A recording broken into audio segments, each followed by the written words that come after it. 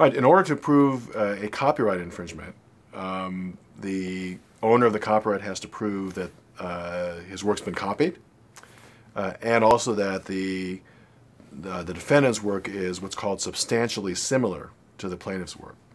So, two important points here. Firstly, if someone has created a musical composition and you create even the identical musical composition, but you've never seen or heard the other one, you haven't infringed the copyright. Right? Copyright only protects against copying, not against independently creating something which, even if it might be quite similar.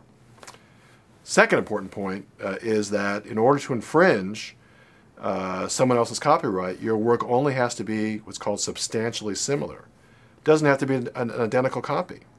Right? So if a court finds that it's similar enough, whatever substantially similar means, and courts have gone back and forth about what it means and have basically admitted that it's sort of, if the audience senses that the defendant's work has the same appeal, the same overall concept from the original, it could be held to be substantially similar.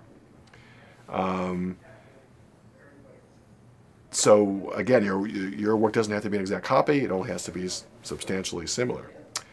In addition, there are a couple of cases that hold, one involving George Harrison and the Chiffon song,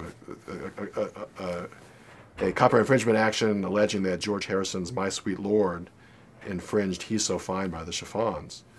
And courts have held in that case, as well as others, that even unconscious copying counts as copying for purposes of copyright law. So even though if you independently create something and don't copy, it's not an infringement.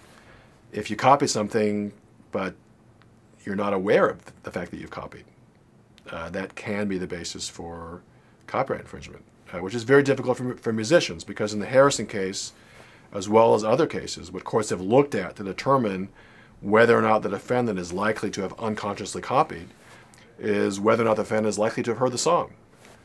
So in the case of George Harrison, the court said, well, listen, this song, the Chiffon song, was a major hit. George Harrison is a musician. He must have heard the song.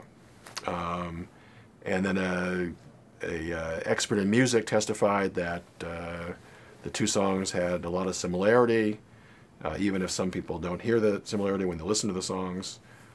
So therefore, George Harrison must have copied the tune, even if he was not aware of it.